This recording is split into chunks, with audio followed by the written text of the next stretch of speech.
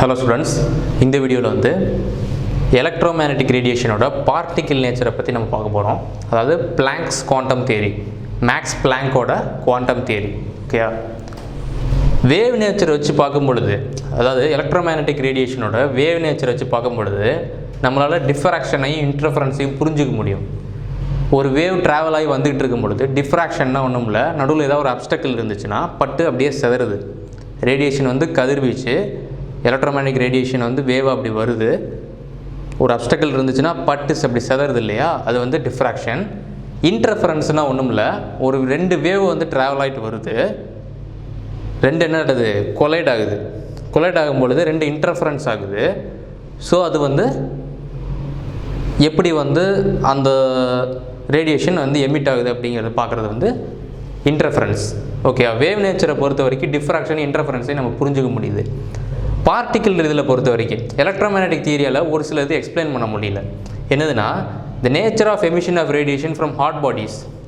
Hot பாடிஸ்னால் ஒன்றும் இல்லை, ஒரு பொருளை ரொம்ப ஹீட் பண்ணோம்னா அதுலேருந்து ஹீட் ரேடியேஷன்ஸ் வெளியே வருது, அதே நேரத்தில் லைட் ரேடியேஷன்ஸ் வெளியே வருது. லைட் ரேடியேஷன்னா ஒன்றும் இல்லை, நம்ம பார்க்குற விசிபிள் ஸ்பெக்ட்ரம் விப்ஜிஆர், அந்த ஸ்பெக்ட்ரம் மட்டும் தான் நம்மளால் பார்க்க முடியும். ஸோ அந்த விசிபிள் ஸ்பெக்ட்ரத்தில் வந்து அயன் ராட் எடுத்து ஹீட் பண்ணுறோம்னா ரெட் ஹாட்டாக மாறுது. விப்ஜிஆரில் ரெட் கலர் வந்து நம்ம மூளை வந்து டிடெக்ட் பண்ணுது. நல்லா யோசிச்சு பாருங்கள், நான் சொல்ல வரது புரிய வரும். So ejection of electrons from metal surface when radiation strikes it. Photo electric effect. ஒரு வேவ் வந்து ஒரு மெட்டல் சர்ஃபேஸை வந்து ஹிட் பண்ணும் பொழுது அதுலேருந்து எலக்ட்ரான்ஸ் எமிட் ஆகுது. ஒரு வேவ் வந்து எலக்ட்ரான்ஸ் வந்து எமிட் பண்ணுறது காரணமாக இருக்குது. ஸோ இந்த இதெல்லாம் வந்து எலக்ட்ரோமேக்னெட்டிக் தியரியில் இதை பற்றிலாம் சொல்லலை. So variation of heat capacity of solids as a function of temperature. சாலிடுக்குள்ள ஹீட் கெப்பாசிட்டி வந்து டெம்பரேச்சர் படி வேரியேஷன் ஆகுது. ஓகே, அதை வந்து எலக்ட்ரோமேக்னெட்டிக் தியரியால் எக்ஸ்பிளைன் பண்ண முடியல. Line spectra of atoms with special reference to hydrogen. ஹைட்ரஜனை பொறுத்த வரைக்கும் ஒரு ஸ்பெக்ட்ரா ஆஃப் ஆட்டம்ஸை வந்து எலக்ட்ரோமேக்னெட்டிக் தியரியை வந்து எக்ஸ்பிளைன் பண்ண முடியாமல் இருக்குது. ஓகே, இப்போ பிளாக் பாடி அப்படின்னா முதல்ல என்னென்னு பார்ப்போம். பிளாக் பாடின்னா ஒன்றும் இல்லை, த ஐடியல் பாடி. ஐடியல் பாடினா நார்மலாக ஒரு நம்ம நேச்சரில் பார்க்குற ஒரு பொருள். எக்ஸாம்பிள், ஒரு இரும்பை பார்க்குறீங்கனாலோ, வேறு ஏதாவது ஒரு மெட்டலை நீங்கள் பார்க்குறீங்கனாலோ, ஒரு லேம்ப் போஸ்ட்டை நீங்கள் பார்த்தீங்கனாலோ, எதை பார்த்தீங்கனாலும் அது ஒரு ஐடியல் பாடி தான்.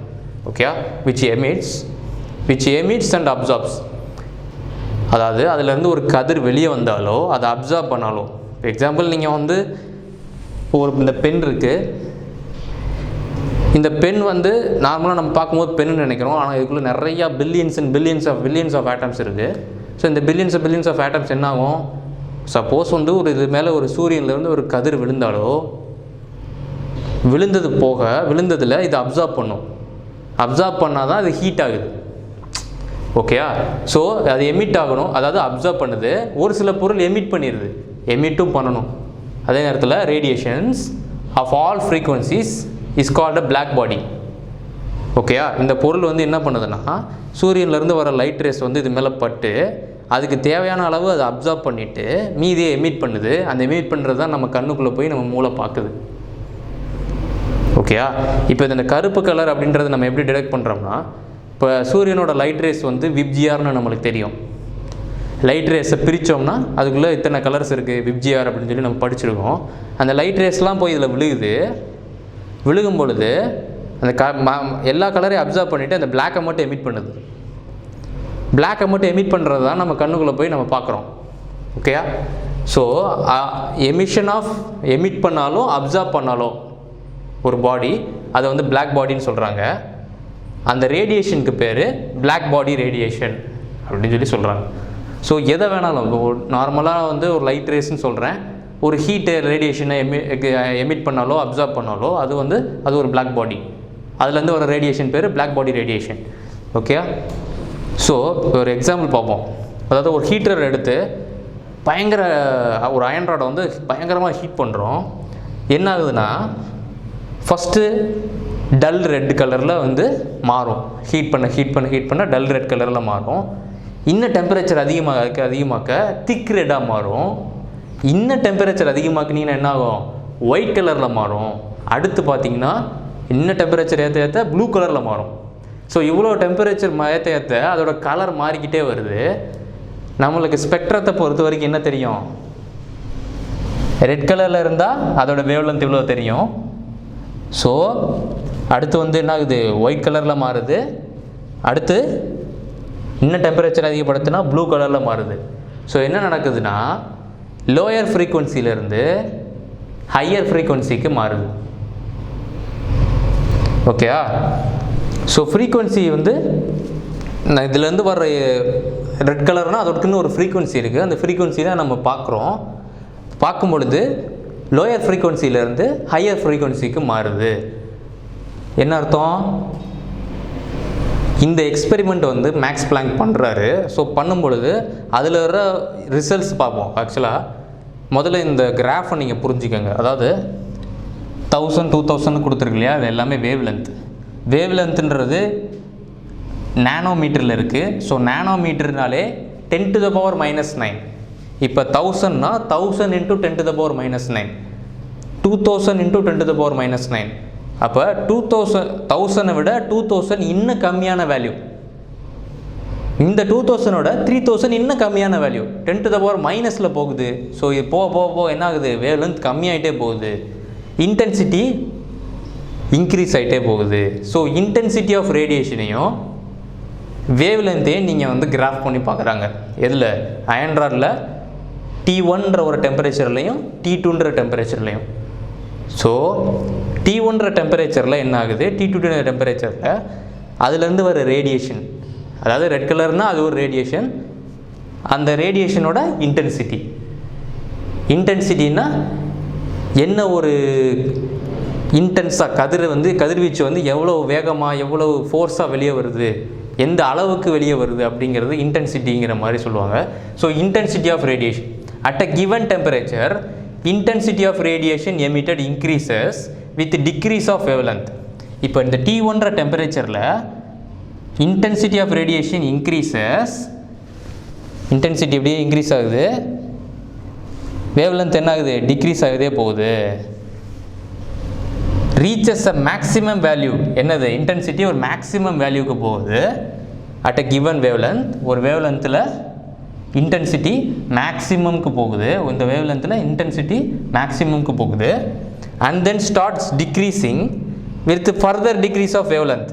மறுபடியும் என்ன ஆகுது, இன்டென்சிட்டி டிக்ரீஸ் ஆகிட்டே போகுது, வேவ் லென்த்தும் டிக்ரீஸ் ஆகிட்டே போகுது. And then starts decreasing with further decrease of wave length.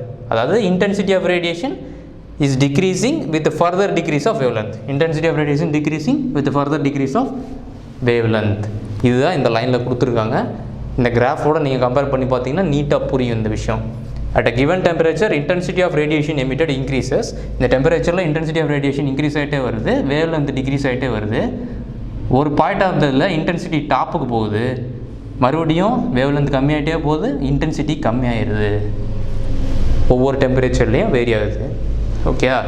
So இதுலேருந்து அவங்களால என்ன சொல்ல முடிஞ்சதுன்னா, Planck என்ன சொல்ல வர்றாருன்னா, Planck suggested that atoms and molecules could emit or absorb energy only in discrete quantities. ஒரு குறிப்பிட்ட அளவு மட்டும்தான் அது எமிட் பண்ண முடியும், அப்சார்ப் பண்ண முடியும். ஓகேயா? அந்த நேரத்தில் என்ன நினச்சிக்கிட்டு இருக்காங்க, அந்த காலத்தில் 19th centuryக்கு முன்னாடிலாம், not in a continuous manner, a belief popular at that time.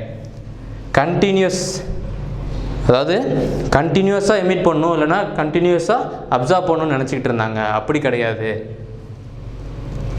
Only in discrete குவான்டிட்டிஸில் மட்டும்தான் எமிட் பண்ணும், டிஸ்க்ரீட் குவான்டிட்டிஸில் மட்டும்தான் அப்சார்ப் பண்ணும் அப்படிங்கிறது பிளாங்க் சஜஸ்ட் பண்ணார். ஸோ அயன் ராடுன்னா என்ன அர்த்தம், அதுக்குள்ளே இருக்க ஆட்டம்ஸ் அண்ட் மாலிகுல்ஸ் ஹீட் ரேடியேஷனை எமிட் பண்ணுது. அந்த ரேடியேஷனை வந்து அதுக்கு ஏற்றாப்புல ஃப்ரீக்வன்சி ஆஃப் த கலர் வந்து மாறுது. Okay. Planck gave the name quantum to the smallest quantity of energy that can be emitted or absorbed in the form of electromagnetic radiation. ஒரு ஆட்டம் அதிலிருந்து ஒரு எனர்ஜி வெளியே வந்தாலோ, இல்லை ஒரு ஆட்டம் அதிலிருந்து எனர்ஜி அப்சார்ப் பண்ணாலோ, மினிமம் எனர்ஜி ஒரு டிஸ்க்ரீட் குவான்டிட்டி, ஒரு குறிப்பிட்ட அளவு மட்டும்தான் அதை எமிட் பண்ண முடியும், அதை அப்சார்ப் பண்ண முடியும். அதுக்கு பேர் என்ன சொன்னார், குவாண்டம்னு சொன்னார். ஓகே. இப்போ அந்த குவாண்டம்க்கு எனர்ஜி இருக்கும் இல்லையா, ஒரு குறிப்பிட்ட குவான்டிட்டி, ஒரு டிஸ்க்ரீட் குவான்டிட்டி. அந்த எனர்ஜி E வந்து of radiation is proportional to its frequency. அந்த ஃப்ரீக்வன்சியை பொறுத்து தான் அந்த குவாண்டம் எனர்ஜி வந்து இருக்குது. And is expressed by E is equal to h into nu frequency. So h is known as the Planck's constant and it has the value 6.626 into 10 to the power minus 34 joule seconds. அதாவது ஒரு செகண்டில் இவ்வளோ joules of energy தான் emit பண்ண முடியும் இல்லைன்னா observe பண்ண முடியும் அப்படிங்கிறது தான் Planck's constant. So okay students, so வந்து ஒரு ரேடியேஷனை பொறுத்து ஒரு மினிமம் எனர்ஜி அப்சர்வ் பண்ணாலோ எமிட் பண்ணுறதுக்கோ குவாண்டம்னு பேர் வச்சுருக்காரு.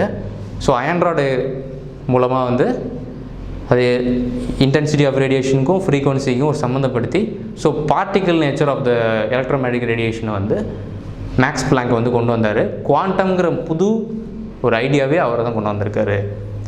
So thank you students. இந்த வீடியோவை பொறுத்த வரைக்கும் மேக்ஸ் பிளாங்கோட குவாண்டம் தியரி பார்த்தோம். அடுத்து வந்து ஃபோட்டோ எலக்ட்ரிக் எஃபெக்ட் வந்து பார்ப்போம். So thank you students.